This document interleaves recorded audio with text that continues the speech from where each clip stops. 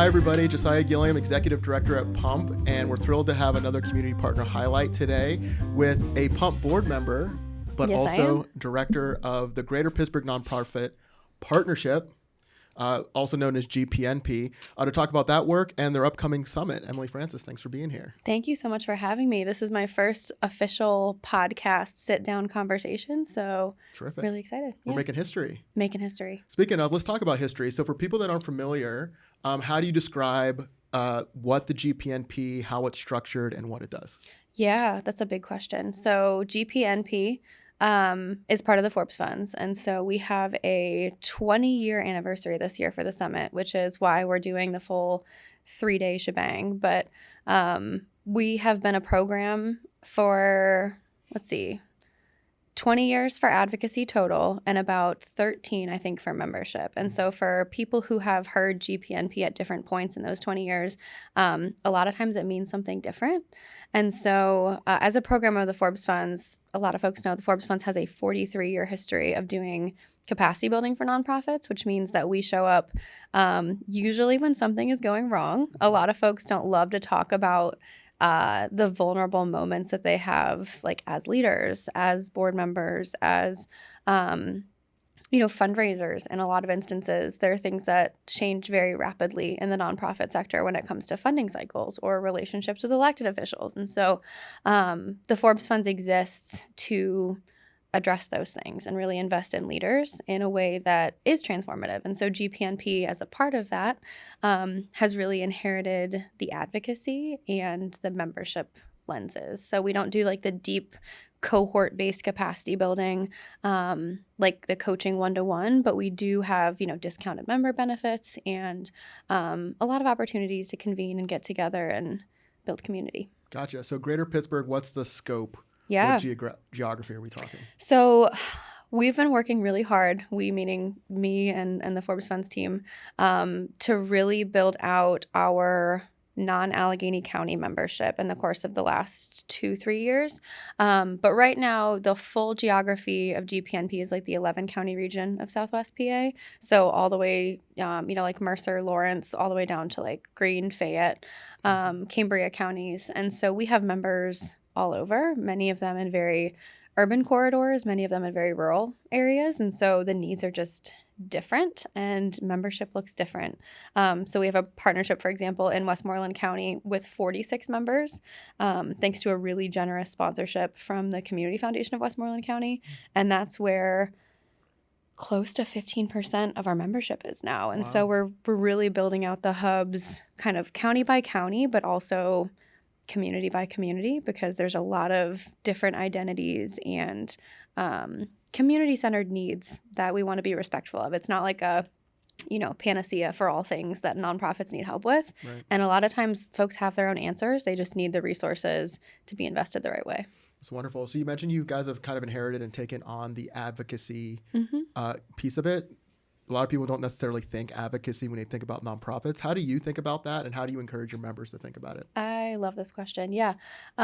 So advocacy for me is really putting your best foot forward to make sure that the work that you're doing is appreciated, that the story is being told, and that the impact is being adequately and clearly represented. And so that might be to your board members, it might be to the people you serve, it might be to your funders, it might be to elected officials. And I think for most folks, we think about it in terms of elected official relationships, which are extremely important, because a lot of the folks who have needs go to a nonprofit or call their representative when something is going wrong, or they call a member of city council or county council.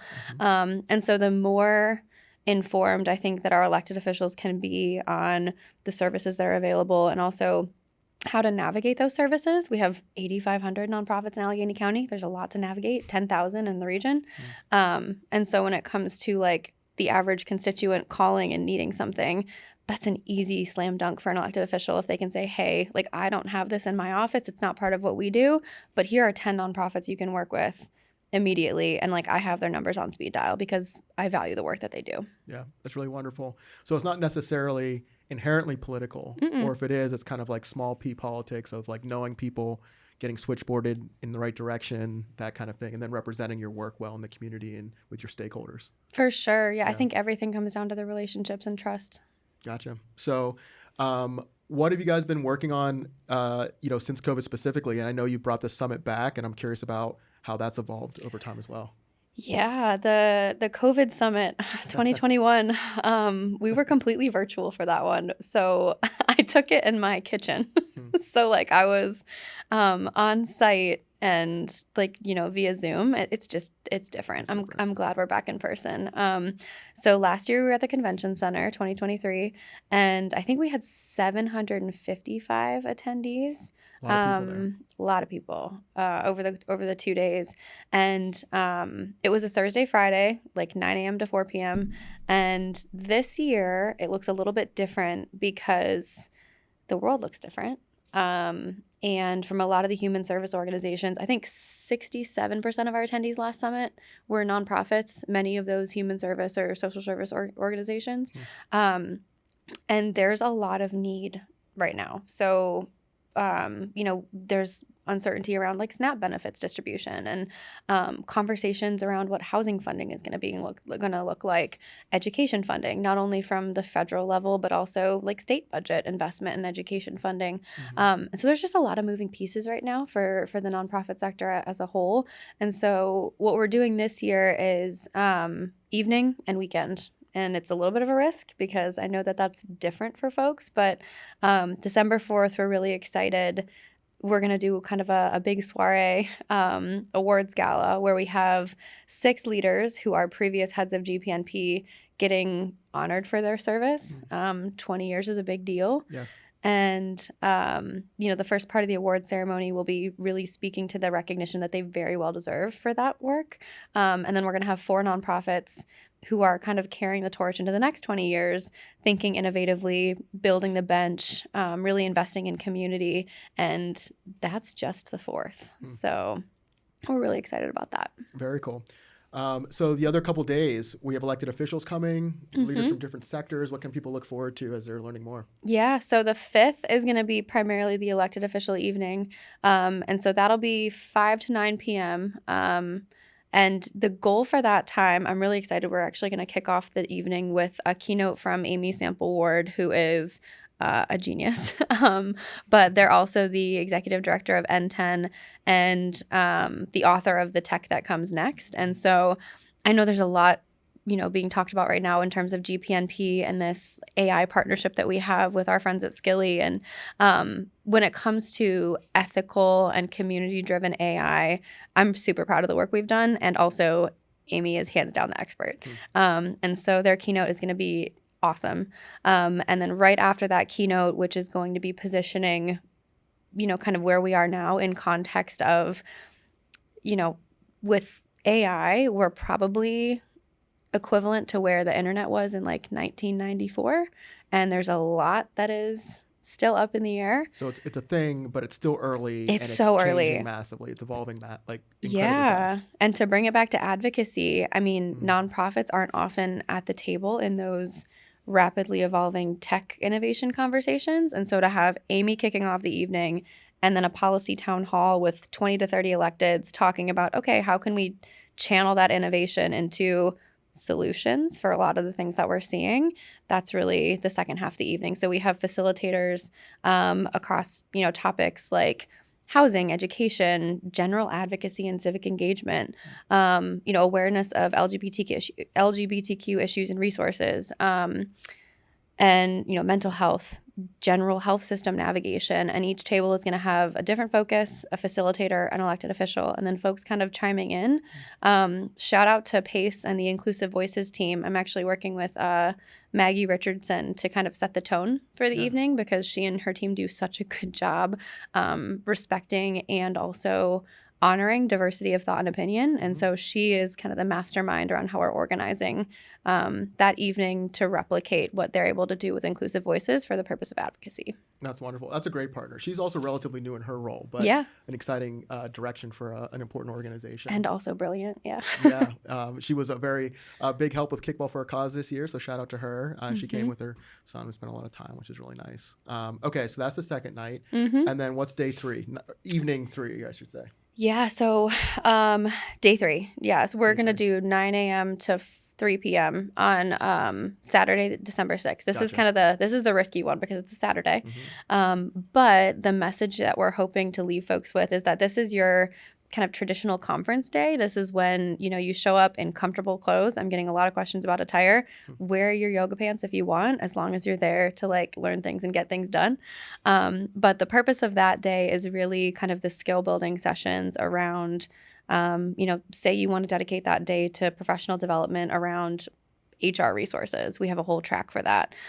We have 9 tracks. So advocacy, HR, fundraising, storytelling, consultant connections. We're getting a lot of questions from consultants on how can we help respond to what the nonprofit sector is seeing right now. We're seeing the same questions from philanthropy. And so we have kind of parallel tracks for the traditional, nonprofit professional development, which is 100% needed, especially in new context, alongside philanthropy and consultants as part of a blended sector.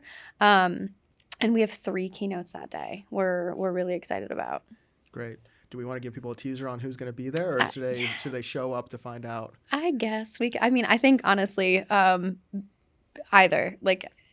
This is a really exciting, very intentionally built event. And so our morning keynote is Darian Rodriguez-Heyman, and he is the author of AI for Nonprofits. Got a lot of authors as keynotes this year. And his work centers, very similar to Amy's focus, on equity and ethical use of tech. Darian also helps evaluate that tech. And so he created a website literally within the last couple of months called AI for Nonprofits. It's AI for number 4 np.org. And what it does is say, here are a lot of things that are popping up that say they're AI-informed platforms or resources or solutions for nonprofits. Are they really? Is this the right one for you? And I think it helps kind of flip that power dynamic back into the hands of nonprofits. So while we may not have the capacity to take on, every single technological innovation or the budgets to do so, right? We can say, and be a little more discerning around, this is the solution that I need right now. This is the level at which I need it. And I don't need all these bells and whistles that aren't relevant to my organization. So I don't want to pay for those in my budget. And so, his site and his perspective really helps right size those types of supports. And he's going to be doing a live demo of AI-powered advocacy and AI-powered fundraising first thing out the gate, 9 a.m. And so that's how we're kicking off the day. And then we have Vu Lei. He's returning. He is the speaker and writer predominantly for Nonprofit AF.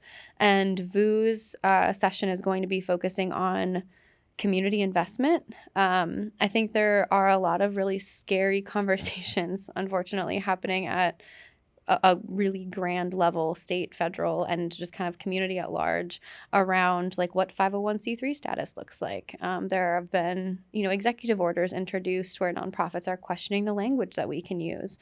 And so Vu's keynote is going to be talking about what are the things that we do know? How can we lean into those relationships and partnerships in a really effective way?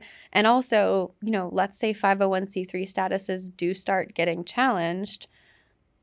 What is the benefit of becoming a mutual aid association? What about 501c4s for folks that really have a strong advocacy presence and want to do more lobbying? There are ways that we can effectively organize to still deliver services and meet needs and tell those stories. And you don't have to be a 501c3 to do that. We saw so many folks, especially with the SNAP conversation, come out of the woodwork and do drives and deliveries and meet community needs organically. And I think sometimes, we get a little lost in process. And so just kind of grounding that. And then Marie Beecham who's a podcast host, writer, and speaker. She is the host of the Changemaker podcast. And Marie's focus for the closing keynote for the summit is going to be around the hope that comes next, and how we as community members can maintain the human-centered focus of our work, because even as we have all of this innovation and all this tech that's coming and is already here in a lot of cases, our sector's brilliance and value is really in like that trust building and the human connection that we do really well. And so just kind of grounding in that. Well, the thoughtfulness of the design for the summit is apparent. Really, really exciting. Before we get to next steps related to the summit, can I ask you, would you mind a question about this kind of technological shift that we're seeing in this space? So you mentioned that there's a lot of change, kind of in the sector, and there have been a lot of challenging dynamics, not least just the general uncertainty. So you mentioned like there are certain federal impacts, state impacts, what have you.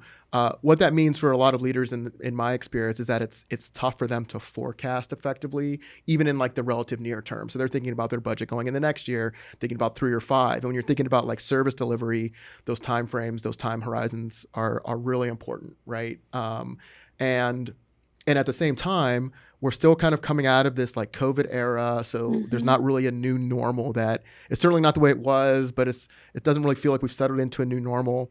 And then in the midst or around all of this, we're in like this sea change technologically. And you've mentioned both within the summit and some of the work that GPNP, Forbes One, and Skilly folks have done is around AI, in the sector.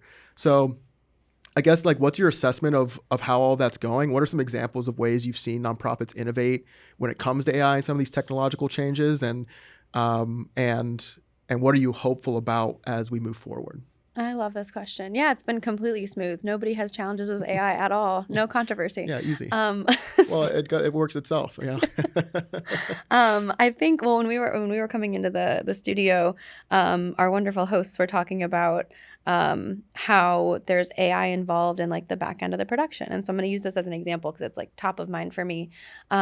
When it comes to producing something like where we're sitting right now, the editing, the camera angles, the recommended volume and, adjustments, those are things that somebody traditionally has had to have been an expert on the back end, right? And the goal for spaces like this is storytelling, getting out messaging, and making sure that resonates with the audience. And so if we can spend more time on that delivery of message and that human connection and bringing folks into conversations like this, and maximizing, where that goes, like that's the goal. And so in a similar way for nonprofits, I think there's a lot of fear and conversation sometime around like, well, AI is going to replace me or AI is going to take my job. And the reality is I don't know a single nonprofit professional that's not already doing like 3 to 4 people's jobs. Like take one off my plate, please. And so what we've seen in the cohorts, because this is not around, a point in time conversation because of the summit or because, there have been a lot of things in the news this year. Right. We've been in the AI space for about 2 years. And, the average participant in our AI cohorts saves 8 to 12 hours a week. What that means is emails are written more concisely. Information is taken from meetings more accurately in terms of transcriptions and having things like Fireflies or Otter or, Copilot in your meetings, taking notes, pulling action items, for sake of, relationship or partnership development, having direct quotes saying like, you agreed to this, I agreed to this, like, let's put it in the contract. And so there's a lot of things that I think have been made easier administratively for nonprofits. And what that has allowed us to do is shift to more human-centered parts of our work. So if I don't have to spend so much time building my board book, I can spend more time connecting with my board. If I don't have to spend so much time, updating CRM or pulling reports to make sure I get accurate updates to funders or emails to funders or invites to our events, I can spend more times at events with those funders and sponsors. And so if applied the right way, the way that we hope and the way that we've seen so far in the nonprofit sector, this is a way for us to connect more as humans and repurpose that time doing the things that are actually closer to our mission, because the roles and the tasks that AI is automating for a lot of nonprofits are the ones that are pulling us from that mission in the first place. Gotcha. So people can, kind of Google you guys, as it were, to learn more about those cohorts and services and examples and all of that. Really exciting. I mean, you guys have done stuff with like governmental agencies, regional nonprofits, smaller organizations. They're like working together, going through various cohorts and coming up with their own solutions and all that kind of fun stuff. Yeah, it's completely based on the organization. And that's a big part due to our partnership with Skilly, because that's a platform that is built to, yes, replicate the voice, tone, and culture of an organization, but there's also things in the back end like bias mitigation software and making sure that the way that certain prompts are responded to are inclusive, and it checks assumptions, and there are just pieces that I think for the for-profit sector would be like nice to haves, but for the nonprofit sector they're like non-negotiables, and so we included it. And so we're really proud of that partnership and excited to keep building with nonprofits in mind. Well, and a terrific opportunity for folks to learn more at the summit. So we circle back around to that. Yeah. So it's coming up. Where can people go to find more information and then sign up to attend? Yeah. Everything can be found at GPNPSummit2025.org. And if you want to see the Forbes Fund site first, gpnpsummit.org. We'll try to direct some web traffic that way for my stats. But yeah, either website, full event agenda, and you'll be able to see the bios of speakers beginning next Monday, which is crazy that we're already almost to December. Yeah. And like, where did the year go? It's insane. So fast, yeah. But yeah, on the other side of Thanksgiving, we'll have like the full event agendas and descriptions. But by end of this week, we'll have like all the speakers, their bios. And I think that's the thing that I'm going to quote Tom Baker here from Variety. Former Pump Board member, former Pump Board chair. Yes. And Tom, I think I went to like 4 events in the last week because of him. Yeah. I'll say I was invited to. I was honored to attend. But he's everywhere. He is and everywhere. He referred to the summit as it's like homecoming meets a wedding meets like a family reunion. Yeah. And for a lot of folks, especially post-COVID, yes. We don't always take the opportunities to invest in like the relationship parts of our work. So like if you're there for PD, take time to like read the bios and connect with the people who are going to not only help you professionally, but maybe make your world a little brighter too going into 2026. It's so important. And I felt that way last year at the summit. It felt like this is something we used to do more often, in the nonprofit space. And it just felt nice to be at the convention center, attending sessions, connecting with people. And you and I are pretty involved in the space. We see a lot of people, but it just felt like it was refreshing. So great job on that. Looking forward to this year as well.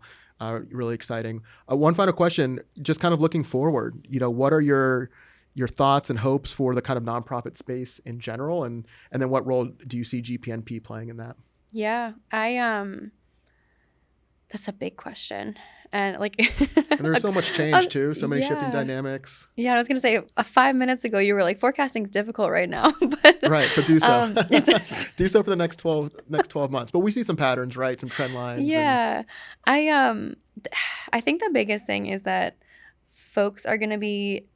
I think there's 2 options, and we really get to decide which field we fall in or which camp we fall in.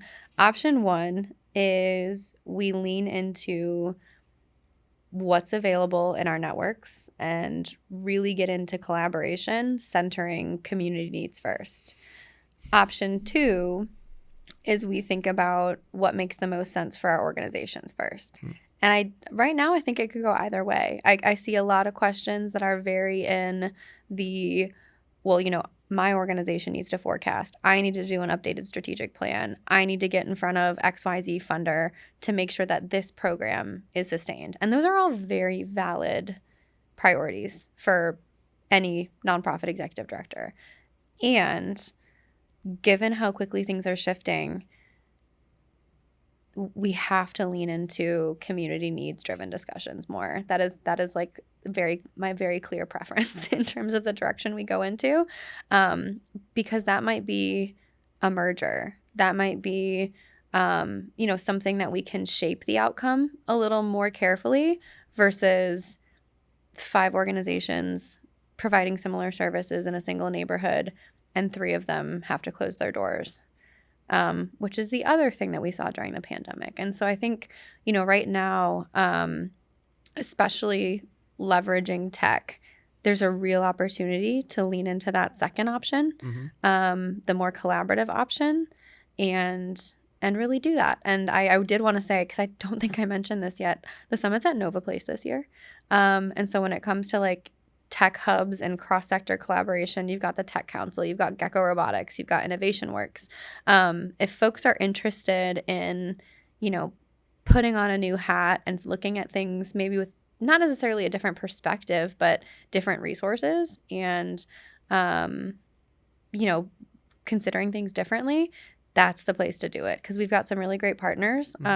We've also partnered with the Children's Museum to provide childcare for kids ages 4 to 11. Wonderful. So especially with Saturday being, the day of the summit this year for the breakout sessions, if childcare is a barrier, if you have someone who is 4 to 11 that you are responsible for, and that's the reason you couldn't attend the summit, bring them to the Children's Museum. There's a day camp that's happening that day. And they're probably going to have a lot of fun. Yeah. Maybe more than you, but we have a golf simulator too. So it's 50-50. 50-50. That's great. And again, shout out to those partners. Gecko Robotics has been a partner on one of Pump's newer programs, the Pittsburgh Passport, every year. Yeah.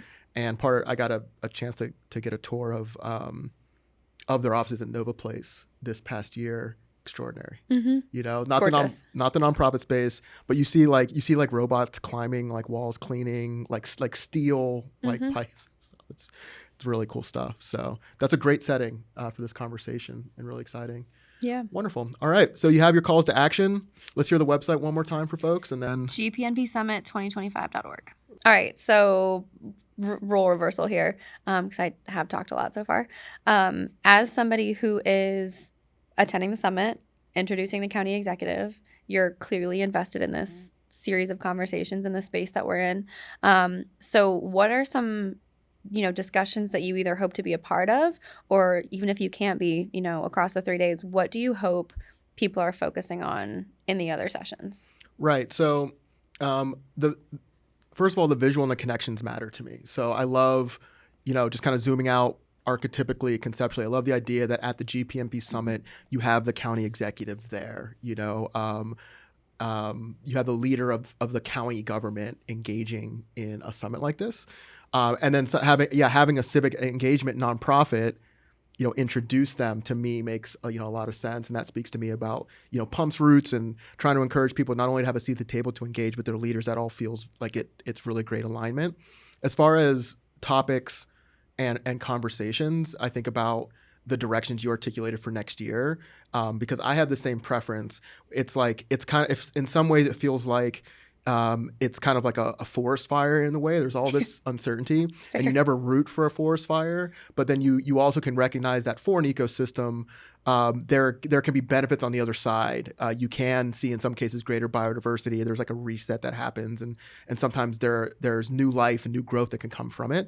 And so, in hope for that, what I'm hoping, you said it so well. The term I've been using is, can we in this season lock arms even a little bit better as a community? Are there ways to foster and encourage and execute greater collaboration? Are there mergers or greater alignments that can be found? Especially to your point, centering community needs, because that's the ultimate point. Like, we all are doing mission-based work to a certain extent, but we all want to know and want to see that our neighbors are cared for, have the services that they need, and have a chance to make decisions for their lives to experience the quality of life we would all like them to have. Certainly in Pittsburgh, but think about the GPNP footprint, like in southwestern Pennsylvania and in the Commonwealth of Pennsylvania and in the United States. But since this is our home, I'm rooting for my neighbors and for my county executive and for my mayor to have the chance to improve the quality of life for people in the ways that they can. So if there's ways that nonprofits can better align, collaborate, merge, become more efficient, upgrade themselves. That's been, as you know, something we've been working at Pump. Like, what are the systems that we can upgrade, whether it's cost savings or efficiencies, or for increased capacity for our team, so that we're reducing friction, building capacity, making things more streamlined. That's the kind of thing I expect to and will be excited to engage in around the summit. And then I'd like to know that leadership is present for that, because the county executive has a lot of demands on her time, but getting a chance to connect with people, in the room and hear about what they're going through, I think is really positive. So if we can come out of this era, this kind of like post-COVID, chaotic era, a little bit more connected, a little bit more streamlined, I think that gives us a better chance longitudinally to do the kinds of work that we are all, passionate about. And then the tech stuff I do think is really interesting, because I think it's hard to appreciate the delta when you're in the middle of the curve, so to speak. Yeah. And where this is a sea change. This is something like, we grew up with, you mentioned like the 90s, the internet in the 90s. So we grew up, kind of riding that curve. This is very much the next one. And I think it's going to change, so much. And I think in a lot of positive ways, but we can't fully appreciate it yet. So it's exciting to know that in the nonprofit space, which isn't necessarily the first place you think of when you think about innovation, a city that has Carnegie Mellon and we just mentioned Gecko Robotics, has folks on the forefront of all these industries, that you've been doing AI stuff for years, multiple years now, and it's still early, is exciting. And I do think that it gives people a chance to increase their capacity. And if there's a chance, because we've seen systems, we've seen the internet, you talked about bias checks and stuff like that. We've seen systems, things that people have innovated and created, go off, off path or have unintended negative consequences. If we can be thoughtful in these early phases as we're implementing and embracing this new technology to avoid some of those mistakes, it could be really helpful. The final thing I'll say is as you know, we did you were there, a collaboration with the Hillman Cancer Center about, we were calling it Science, Chill, and Distill. We're going to do more next year. And it's a chance for them to bring the researchers and for us to bring different people from the community and talk about, research and the work that they do and kind of community in Pittsburgh. And I am very excited to see, what I hope will be a lot of progress made in the kind of research field where, these systems and AI can help researchers, cull through data, identify patterns, inspire and foster additional breakthroughs as they apply their expertise. And you have these systems that can handle large amounts of data. I'm very excited to see what the future, can bring. And yet even they have been dealing with, some of the chaos and uncertainty around certain funding cuts and streams that have gotten paused or they're getting rerouted and things like that. So I'm hoping that we can kind of emerge from all of this, chaos a little bit better connected and kind of ride an acceleration, kind of curve into a brighter future for the kind of work we all are passionate about. I love that vision. There was like one thing that you said that stuck out to me, because I think it is like the differentiator for the nonprofit sector when it comes to a lot of the tech conversations, is that I think in the larger story of AI, we often hear about like bottom lines being put ahead of people. And, when you're talking about streamlining and efficiency, I think sometimes like that has like a negative connotation. But what I'm really hoping that folks take away from the summit is it's not for the sake of efficiency or replacing jobs or replacing people. It is for the sake of delivering services better. And so when we're talking about this like network of agentic AI, it's not for the sake of replacing the folks who are greeting you as you walk in as a client to receive resources around navigating housing in Pittsburgh or in Aliquippa. It does replace the 4 phone calls you have to make to get to that point in the first place. And so I want to make sure that when we talk about streamlining and efficiency, the reason that this is such a big deal and the reason that it's so important that it happens by and for nonprofits is that it's not only democratizing what is being developed right now as like access to those resources, but also about how they're delivered and making sure that the stories and the narratives that are told around, why this is more accessible, why I call it like the 3 A's, like awareness of, access to, and ability to navigate. Like those are the 3 things where you need all 3 of them in order to benefit from a service. And if AI can help with all 3 of those things, that's an easy win for me. And so figuring out how we can, better organize and coordinate and create a continuum instead of differentiated or siloed or even competing resources seems like the moment to be in and to take advantage of, and to really like launch us into that next era of what you're envisioning, of like linking arms and being more collaborative. Yeah, I hear that. It's a hopeful vision, but hopefully we can experience it, and we'll have a chance to kind of engage around it at your summit that you've designed so thoughtfully. So thanks for the work that you do. Thank you. I appreciate the end on the hopeful note. I think Marie's closing keynote is going to emulate that. Good. And we hope to see everyone at the summit. Wonderful. All right. Thanks, everybody.